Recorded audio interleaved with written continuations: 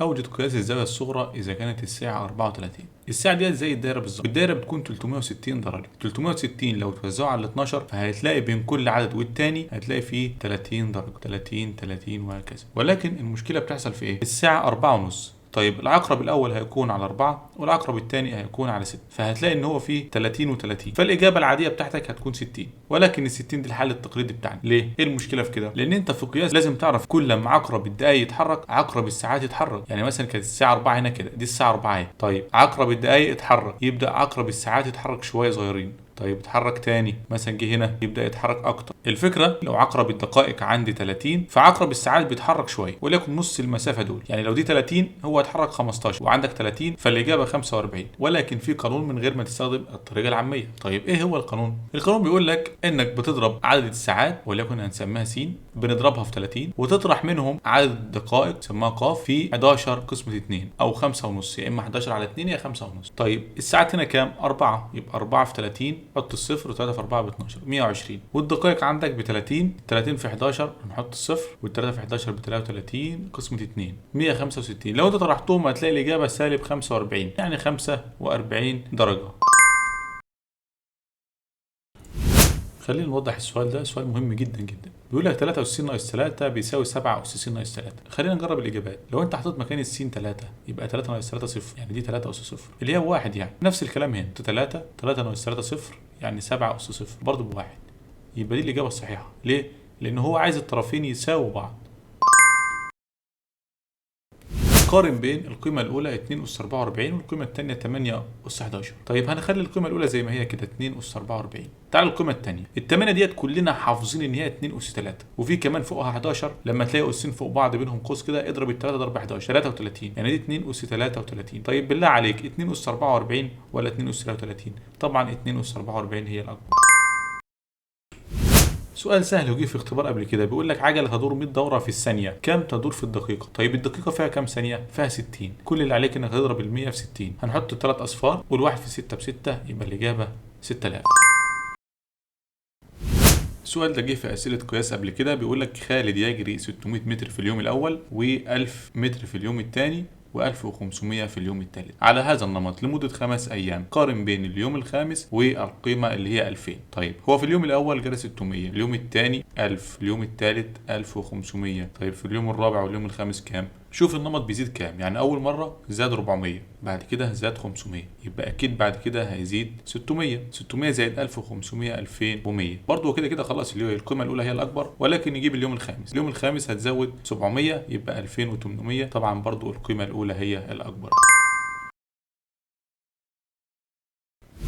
سؤال جه في اختبار قياس قبل كده. يعمل خالد الساعة ب 20 ريال وعمل في اليوم الأول ساعتين وفي اليوم الثاني ساعتين برضه، في اليوم الثالث 15 دقيقة، في اليوم الرابع 27 دقيقة، في اليوم الخامس من الساعة 8 للساعة 8 و18 دقيقة، يعني اشتغل 18 دقيقة. فكم ريال يأخذ خلال الخمسة أيام؟ يعني هو في اليوم الأول اشتغل ساعتين، في اليوم الثاني برضه اشتغل ساعتين، وفي اليوم الثالث اشتغل 15 دقيقة، وفي اليوم الرابع اشتغل 27 دقيقة، وفي اليوم الخامس اشتغل 18 دقيقة. لو انت جمعت الدقايق ديت هتلاحظ ان هم 60 دقيقة يعني ساعة، يبقى هو كده اشتغل ساعتين وساعتين 4 واشتغل ساعة، يبقى هو كده اشتغل 5 ساعات. طيب هو بيقبض في الساعة كام ريال؟ 20 ريال. يبقى هنضرب الخمسة في 20 يبقى الإجابة 100 ريال. سؤال جه في اختبار قياس. بيقول لك سلك طوله 150 سم، كل 2 سم ثقلهم 3 جرام، فإذا أضيف ثقل فأصبح طول السلك 160 سم. ما كتلة السلك؟ يعني السلك كان طوله 150 أصبح طوله 160، فالزيادة أكيد 10 سم. فهنا بيقول لك إن كل 2 سم ثقلهم 3 جرام، فال10 دي أنا هقسمها اتنينات، يعني 2 2 2 2. فال10 لما تقسم 2 يبقى في كام قطعة؟ 5. 1 2 3 4 5. كل قطعة يعني كل 2 سم منهم 3 جرام، يعني 3 3 3 3 3. يبقى القطعة اللي هي 10 سم ديت ثقلها كام؟ 3 في 5 ب 15. يبقى الإجابة كام؟ 15. سؤال مهم جدا جدا لانه بيجي في الاختبارات دايما. طريقه حله ازاي؟ 3.9 ديت هنعتبرها ان هي 3 لان هي قريبه جدا من الثلاثه. وبعد كده 333 من 1000 ديت يعني تلت، فانت خليك عارف دايما ان هي تلت. 75% كلنا عارفين ان هي 3 على 4. طيب 3 و94% تعتبر 4. ليه؟ لان هي قريبه جدا من الاربعه. حتى التسعه كريمه تزود الثلاثه تخليها كام؟ تخليها لك 4 كده تمام. 3 تروح مع التلاتة يفضل 1 يعني في البسط 1، والأربعة تروح مع الأربعة يفضل 3، يبقى الإجابة 1 على 3. في ناس اول ما تشوف السؤال ده هيقول لك سؤال صعب، ولكن عايزك لما تشوف تربيع زي ما انت شايف كده وفي فرق، اعرف ان ده فرق بين مربعين. الفرق بين مربعين سهل جدا، ما هو الصعب انت بتعمل قوسين وتكتب نفس الارقام اللي عندك بس مره موجب ومره الثانيه سالب. تبدا بقى تجمع 51 جذر 2 زائد 49 جذر 2 100 جذر 2. ايوه جذر 2 دي ما بتنجمعش، يعني 51 ريال زائد 49 ريال يعني 100 ريال. في المكان ده لو ما لقيتش جمع او طرح اعرف دايما ان هي ضرب، فنحط ضرب 51 ناقص 49 2 جذر 2. نبدا نضرب والضرب سهل، بنضرب الارقام عادي جدا. ال2 في 100 ب 200، جذر 2 في جذر 2 الجذر يشيل جذر يفضل 2، ال2 في 200 ب 400 يبقى الاجابه 400. بجيبها من الاختبارات عشان تبقى عارف شكل الاسئله ازاي. فهنا بيقول لك قطع عداء في سباق 25%. 25% ديت يعني عارفين ان هي ربع عشان تبقى عارف، في 8 دقائق، فاذا استمر على نفس سرعته فكم يتبقى له من الزمن للوصول لنهايه السباق. وليكن الدايره دي كامله هي السباق بتاعه، فنقسمها الى 4 زي ما انت شايف كده. هو اول ربع زي ما انت شايف خلصه في 8 دقائق، وطالما هو ماشي على نفس سرعته يبقى كل ربع 8. فهنا بيقول لك تبقى له كام؟ 8 زائد 8 زائد 8 هتكون الاجابه 24.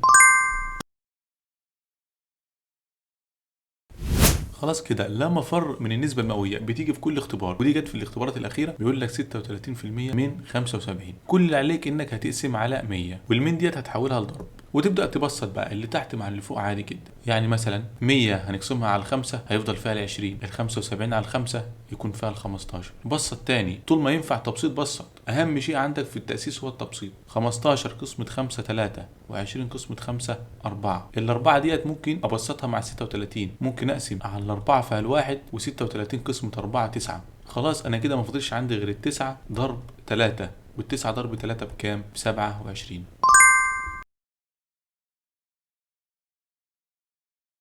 إذا كان س زائد س على 25 بيساوي 26 أوجد قيمة س. أنا شايف إن أفضل طريقة نحل بيها السؤال ده إن إحنا نجرب الاختيارات. لو جربنا مثلا ال 16 حطيت هنا 16 وهنا 16، طيب ده يعتبر أصغر من الواحد، خليه يا أخي واحد، يبقى 16 زائد 1 17، يبقى الإجابة ديت خطأ.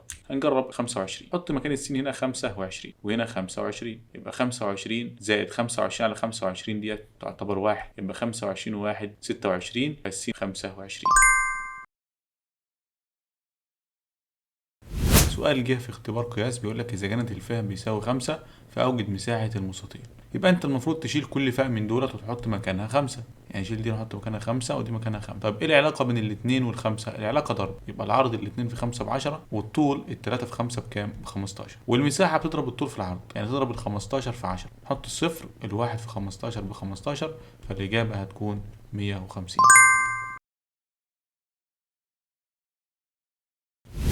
سؤال مهم جدا بيقول لك ما هو العدد الذي إذا أضفنا نصفه إلى ربعه أصبح الناتج 21؟ هنفترض إن نصفه اللي هو نص س، يعني أضيف يعني زائد، أضفنا ديت يعني جمع، يعني ربعه يعني ربع س، أصبح الناتج 21.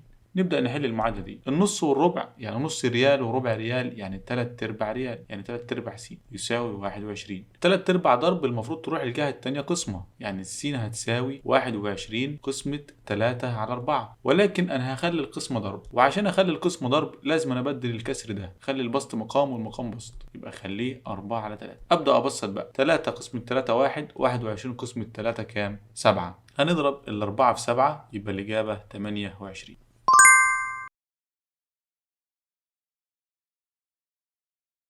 بيقول لك ما هو العدد الذي إذا أضفنا إليه نصفه وربعه أصبح الناتج 21؟ أنا هفرض إن العدد ده س، أضفنا إليه نصه يعني أضيف إليه نص س، وكمان أضيف إليه ربعه يعني نضاف إليه كمان ربع س، أصبح الناتج 21. نبدأ نحل المعادلة دي. ريال ونص ريال وربع ريال يعني ريال وثلاث أرباع، ما هنا يعتبر واحد، ونص وربع يعني 1 و3/4. 1 و3/4 ده ضرب يروح الجهة التانية قسمة، يعني السين هتساوي 21 قسمة 1 و3/4. معنى كده ان السين هتساوي 21 ضرب، خلوني الاول ارفع الكسر ده، احط المقام 4، الواحد في 4 ب4 زائد 3 يبقى الاجابة 7. وعلشان دي كانت قسمة وانا حولتها ضرب فلازم انا ابدل البسط مقام والمقام بسط، يبقى هنا 4 على 7. هنبسط بقى، 7 قسمة 7 1، 21 قسمة 7 كام؟ 3. هتضرب ال3 في 4 يبقى الاجابة 12.